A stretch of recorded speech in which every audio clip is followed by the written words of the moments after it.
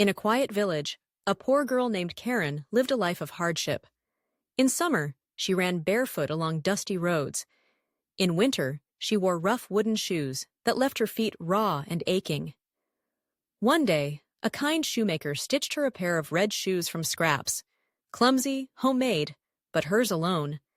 She wore them to her mother's funeral, trailing behind the coffin, her feet cold against the earth.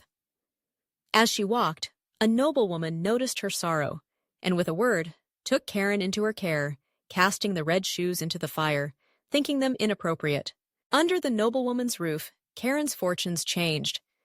She was dressed in fine clothes, taught to read and to sew, admired for her beauty. But in her heart, a longing grew. One day, the princess appeared in the village, wearing radiant red shoes. Karen couldn't look away. The shoes became her secret desire. When her confirmation day arrived, the shoemaker offered her a pair of glossy red leather shoes, made for another but left behind. The noblewoman, her sight failing, approved them, and Karen wore them with pride into the church, unable to think of anything else as hymns rose around her. When the truth came out, the old lady was horrified. "Red shoes in church! Such vanity!" From then on, Karen was forbidden to wear them. But the shoes beckoned, and on Communion Sunday, she could not resist. At the church door, a mysterious old soldier bowed low and tapped the soles, whispering, "Sit firm when you dance." Inside, the shoes took hold. Karen's feet twitched and tapped, and when she left, the shoes seized her completely. She spun and whirled, unable to stop, until the coachman dragged her home and she tore the shoes off in terror. Weeks passed, but the temptation lingered. When a grand ball was announced and her benefactor lay ill, Karen slipped away. She put on the red shoes, and they claimed her utterly.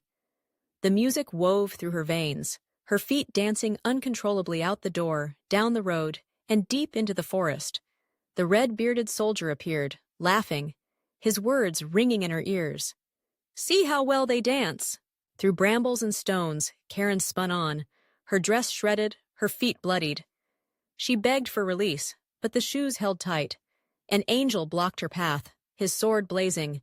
"Dance you shall," as a warning to the vain and the proud. Broken and desperate, Karen sought the executioner. Weeping, she pleaded for mercy. With a single stroke, he freed her from the shoes, but at the terrible cost of her feet. The red shoes, still dancing, vanished into the woods. Humbled, Karen found shelter with a kind clergyman's family. On wooden crutches, she learned the quiet work of humility. She prayed, turning from vanity and pride, seeking peace in her heart. One Sunday, as she prayed alone, her small room transformed into a radiant church. The angel reappeared, but now offered a branch of roses. "You have suffered enough," he said. In that moment, Karen's spirit was freed. Her soul rose in peace, leaving behind the red shoes and all their sorrow, ascending to a place where no one asked about shoes, only about the heart.